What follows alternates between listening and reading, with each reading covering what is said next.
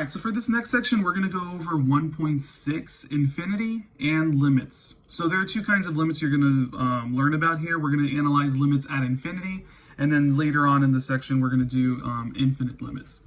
So for these first four problems, they want you to find each limit at infinity and explain your thinking.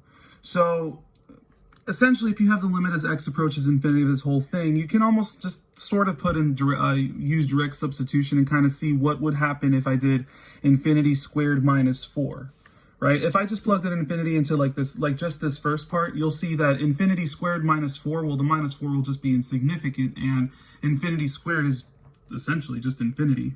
So that's the first part. And if I were to plug it into the second part as well, I would also get infinity squared plus 3, which is also infinity. All right, so infinity times infinity, the whole thing is just going to be infinity. All right, and you can also just kind of think about it too. If I were to FOIL this whole thing out, I would end up with an x to the fourth term plus a few other things after that.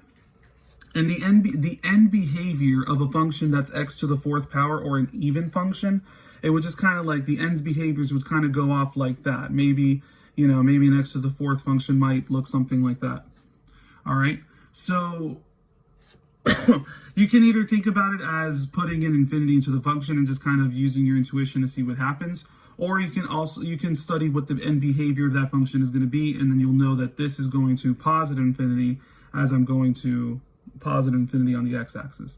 So ultimately, this increases without bound. Okay. So yes, it could be infinity or does not exist, right? For now, I prefer you writing infinity, but if you were to see this on a multiple choice, or if you said does not exist, because I did establish in section, I think it was 1.1, where if it increases without bound, then it's does not exist. So if I were to look at this problem now, the limit as x approaches negative infinity, well, again, if I put negative infinity into this, even though there's another x term here that I'm putting infinity to, this term is increasing at a much faster rate because it's looking at the highest power. And you're going to notice that trend when we're doing more of these infinity problems, but you're ultimately going to look at the term with the highest exponent, all right? Because these other ones are going to be so insignificant when compared to that. So if I were to plug in negative infinity into this, well, negative infinity of x cubed, anything with an odd exponent would keep the sign there, so this is ultimately going to negative infinity. You could have also understood that the end behavior of odd functions would just kind of go upwards when you're looking at the right side and downwards when you're looking at the left side. So as I'm going to negative infinity, it's also going to negative infinity on the y-axis. So this decreases without bound. All right. Now, if I look at part C, okay, what I'm going to do is I'm going to look at infinity, and you can almost just think of it as plugging this in. But if I were to plug in infinity into just the top term, right, that negative 4 is going to be very insignificant when compared to the highest power. So you can almost just forget about the negative 4 and forget about the positive 1 and just rewrite this expression as 3x squared over x squared. This is essentially only true if we're looking at infinity, okay? And then obviously what you have on the top and the bottom is x squared. So then the limit as x approaches infinity of a constant is just going to be that constant, which really kind of makes sense because if you think back to pre-calculus, there was a point in time where you were supposed to figure out what the horizontal asymptote was. And I'm pretty sure most textbooks explain it as there's a rule that if you look at the highest term on the top and the highest term on the bottom, then, or the highest degree on the top and the highest degree on the bottom, if they're both the same, you can essentially look at the coefficients, in this case 3 over 1, right? And then that will end up being your horizontal asymptote. So we know that we have a horizontal asymptote at positive 3, right? So then whether this function is above or below, as it approaches infinity, it's going to get either closer and closer to there or closer and closer to there. I didn't really study what this function would look like, but that's essentially what's going on with the asymptote. All right. And then this is another case where if I have the limit as x approaches negative infinity of this function, well, this one's a little bit strange because here we have, we don't have the same degree on the top and the bottom, but on the bottom we have a much higher degree. And I know there was a point where I think it was during the, I think it was the exponential section or the transcendental section, where I said if it's increasing at a higher rate in the denominator than it is the numerator, well, as you keep going to either in positive infinity or negative infinity, the denominator is going at a much faster rate than the numerator, and it's getting closer and closer to zero because you're going to end up with a bigger and bigger decimal, right? So if the degree is higher on the bottom than it is on the top, then we're going to say that the limit as it approaches either negative infinity or positive infinity is 0, all right? So I'm just going to make a note of that. That'll be, I guess that'll be my explanation of thinking. The denominator power is greater than the numerator power. Okay, so I'm debating whether or not I should have just gone over this, but I think it's important to know anyways. If you have the end behavior, if you want to ultimately it could be helpful. Sorry, I'm like stuttering the whole time, but it could be helpful to know what the end behavior is of even and odd functions. All right, so if I have an even function, whether it's x squared, x to the fourth, x to whatever, the higher the power, the more terms you're going to have in your function. But if you have an even power, you just got to understand that the end behavior, as you're going to positive infinity in the x direction, it'll go to positive infinity in the y direction, and over here as well, right? And that kind of makes sense because if you think about x squared, that's kind of a parabola, and you'll notice that at both ends, they're both going to positive infinity. Now, an x cubed function or an odd function, the end behavior, if you go, as you go to positive infinity on the right, it's going to go to positive infinity up. And on the other way, it goes negative infinity on the left. All right. And then essentially, if you have a negative even function, well, the negative is going to flip the end behavior over here. So your end behaviors are going to just go down to negative infinity in both directions. And over here, it's the same thing. You're almost going to kind of like flip across the x-axis what's going on to those end behaviors. So you're going to go down in this direction and up in that direction. So you can probably use a lot of this knowledge to go ahead and help you answer some of these questions, like especially the ones up top where you have x cubed and you want to know what the end behaviors are, or x to the fourth and know those end behaviors. It could be helpful. So that's why I felt like it was worth going over. All right, so again, there are 3 scenarios for asymptotes and limits at infinity, all right? The first scenario is, if the degree of the numerator is less than the degree of the denominator, then the limit is 0. So if the degree of the numerator, I guess if the degree of the numerator is less than, so is less than the degree of the denominator,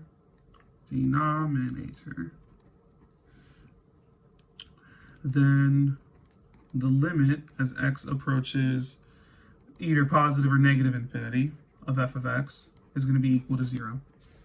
All right? So you can think of it in 2 ways. Either the numerator is less than the denominator or the denominator is greater than the numerator. All right? So over here for number 2, if the degrees of the numerator and denominator are the same, so if the degrees of the numerator and denominator, well, I don't know if it's with an O or an E, whatever, I think it's O's, are equal, you'll find out that my spelling is absolutely awful. All my stats kids know that. The limit is the ratio of the leading coefficients. All right, that was the case with this one, right? The highest degree on the top was x squared, the highest degree on the bottom was x squared. So we look at the leading coefficients, and that's what, and the ratio of that is what ended up being the answer. All right. Then the third scenario, if the degree of the numerator is higher than the degree of the denominator, the limit does not exist. All right, or it's positive or negative infinity. Okay, so those are the three scenarios that you have with asymptotes, and we kind of explored each one of those up in the first four problems. So let's see what the next problem looks like. Okay, so this is the next page, and I kind of already gave away what method 2, which is the easier method of solving these is. But I want to show you how a lot of calculus textbooks and how a lot of calculus professors would teach it. Essentially, and I was forced to do this for all of my limit problems in college, which was miserable, but it is what it is. What they want you to do in a case like this, where if you have the limit as x approaches infinity, one method that college professors would have you do is they would have you look at the highest term, right, or the highest degree, and then they want you to divide every single term by what that highest degree is. So you'll see, so right here, the highest degree is equal to x squared. So what I can do is I can say that this whole thing is the same thing as the limit as x approaches infinity of this divided by x squared, so 2x squared divided by x squared, minus 10x divided by x squared, because whatever you do to one term, you have to do to every single term. You can't just have an x squared appear out of nowhere, right? And then over here, I have x squared divided by x squared minus 8x divided by x squared plus 15 divided by x squared, right? Essentially, these two expressions are exactly the same. And if I were to simplify this, I have the limit as x approaches infinity.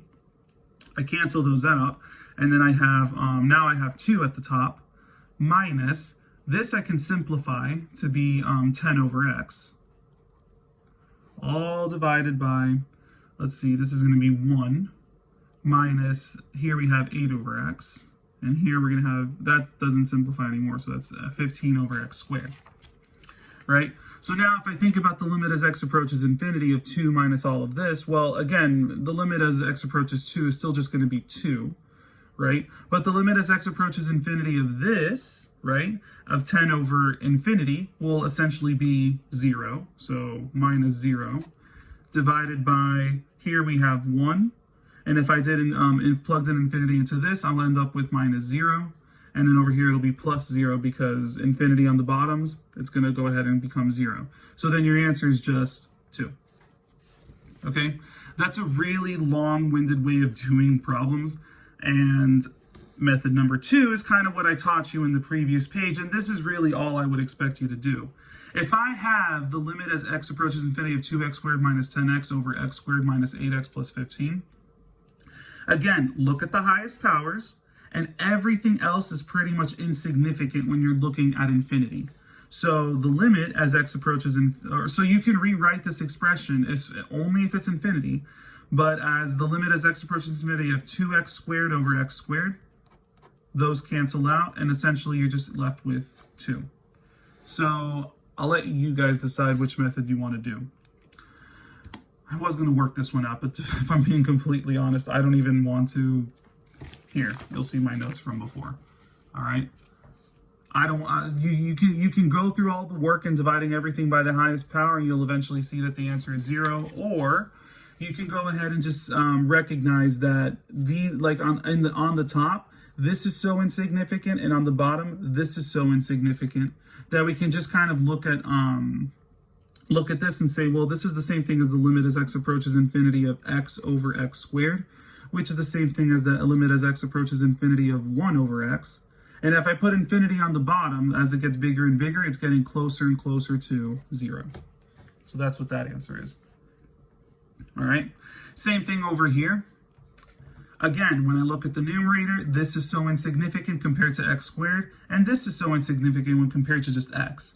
So this is the same thing as saying the limit as x approaches infinity of x squared over x, or the limit as x approaches infinity. When I simplify that, that just becomes x.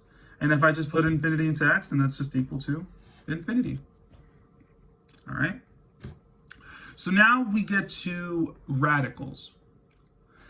Now, for radicals, there's something that I'm really afraid that you guys are going to do, and you'll see.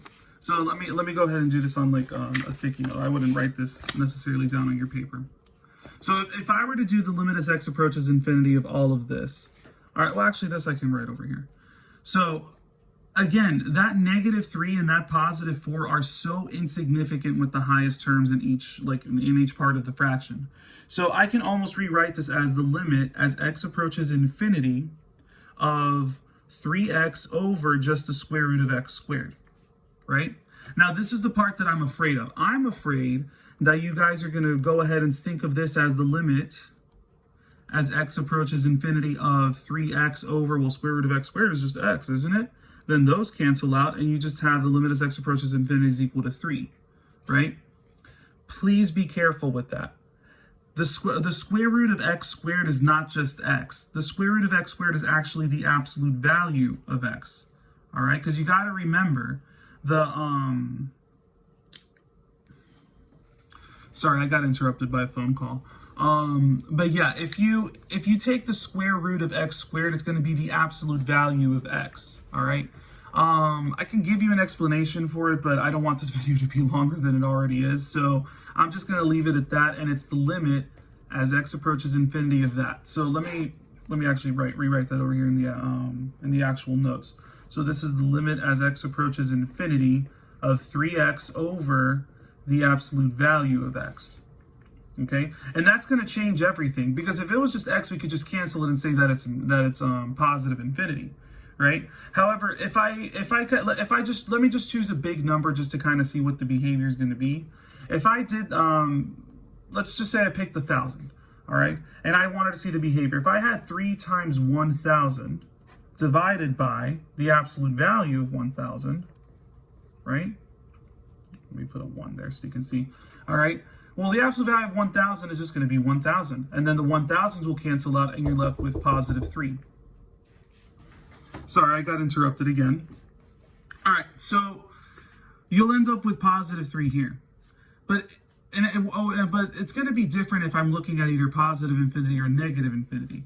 So if I were to look at this is the exact same problem when I'll end up with the limit as x approaches negative infinity of 3x over the absolute value of x. And this is why it's important to have the absolute value in there. Because now, if I were to choose a negative big number and try to test it out and put it in here, what it'll end up with is 3 times negative infinity divided by the absolute value of negative infinity. All right? And then, obviously, the absolute value of negative infinity is going to be positive infinity. And if I were to cancel this out and multiply the negative by the 3, my final answer will be -3. All right. So I imagine that this is something that AP exam creators are looking at, and they're probably going to throw something that'll involve an absolute value to see if you know the difference, and be able to say if it's going to be +3 or -3. Okay, so what I want you guys to do for the next 2 problems is try this on your own, and I'll have the solutions posted on Canvas. And of course, you guys are more than welcome to use the discussion board if you have any questions. So let me go to the next page.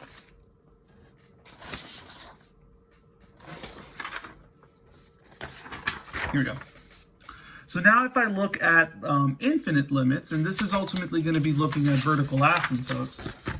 Let me get myself organized. All right. So this is going to look similar to kind of what we did before, where if we have the limit as x approaches 4 looking from the left, well, I can look at this expression right here and factor it out. And if I were to factor it out, well, I know all of these have a -2 in common. So I'm going to rewrite this as the limit as x approaches 4 from the left of -2. And then ultimately what I'm left with over here is I'm going to have, let's see, if I took out the -2 from all of this, I'd have an x squared plus x plus 6. And if I were to factor this out, I'm sorry, not plus 6, minus 6. So if I were to factor this out, then I'll end up with x plus 3 times x minus 2. All right? And then on the bottom, if I were to factor that out, I'd have two terms that multiply to give you positive 8 would be like x plus x minus 2, x minus 4, right? So what you'll notice is, obviously, if I cancel out the x minus 2's, I know I'm going to have a removable discontinuity or a hole on x equals 2. But what you'll notice is if I go ahead and rewrite this, I have the limit as x approaches 4 from the left of negative 2 times x plus 3 over x minus 4. What you'll notice is that I do have a vertical asymptote at x minus 4 on the bottom. Now, if I'm looking at this, and I'm trying to figure out what is the what's going to happen at this asymptote when I'm looking at as I approach the asymptote from 4 coming from the left, I'm going to go ahead and just pick a random x value like 3.99, which is just to the left of 4 to the left. So if I were to go ahead and put in 3.9 into all of this, I'll let you guys put it in your calculator, but ultimately it's just going to be end up going to positive infinity. All right.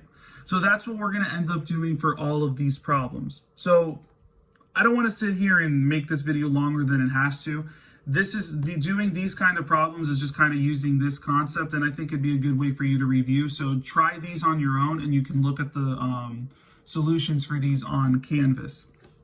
But ultimately, the one thing you need to know about this part of this section is what is the definition and justification for vertical asymptotes.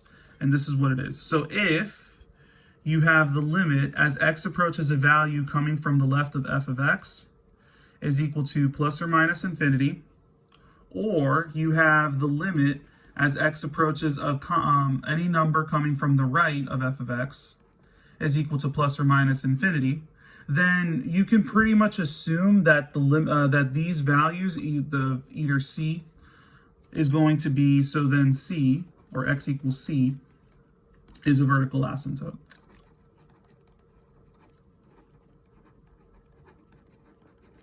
Which makes sense, because if I were to look at vertical asymptotes, right? Let's say I had a vertical asymptote here. If I were to look at a function as it approaches that asymptote, it's going to go either to negative infinity, or maybe to positive infinity, right? Or this way or that way, right? As you approach a vertical asymptote, it's always going to be either positive infinity or negative infinity, all right? So, okay, for this next problem, it says use the function below to find any vertical asymptotes that exist. Justify your answer using limits. All right, well, okay, they gave you the function, and now we're just going back to pre-calculus, all right, or algebra 2. I don't remember where this was emphasized the most. But if I were to factor the top, what I would end up with is 2x minus 1 times x plus 5, all right? I'm not going to review factoring more than I have to. So, but yeah, that's what it's going to end up being factored. And then the bottom is just going to be x plus 5 times x plus 2. Okay, so if I go ahead and cancel out my x plus 5 and x plus 5, I'll end up with 2x minus 1 over x plus 2. Well, we can just look at that and say that we have a vertical asymptote at x equals negative 2. Okay, but again, the whole point of this, and now that we're in calculus, you have to justify your answer using limits. So if I know that I have a vertical asymptote at x equals negative 2, well, I have to prove that by taking the limit as x approaches negative 2 coming from the left side, and I have to do the limit as x approaches negative 2 coming from the right side. All right, so if I went ahead and did that, and I said the limit as x approaches negative 2 coming from the left of 2x minus 1 over x plus 2. All right, if I were to pick a value just below negative 2, like say, for example, negative 2.001, right?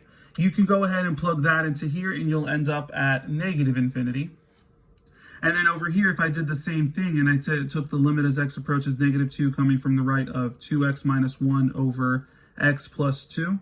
Well, again, I can pick an x value that's just to the right of negative 2, so maybe negative 1.999, right? And if I were to plug that in there, you'll see that it's pretty much, that the behavior is pretty much going to positive infinity.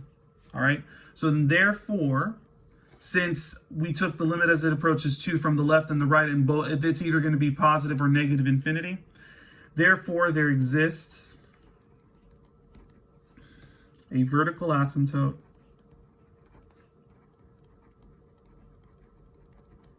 at x equals -2. And that's ultimately how you would have to justify. You'd have to go through these steps and show them that. So that's pretty much it for section 1.6. Again, if you have any questions, just feel free to ask.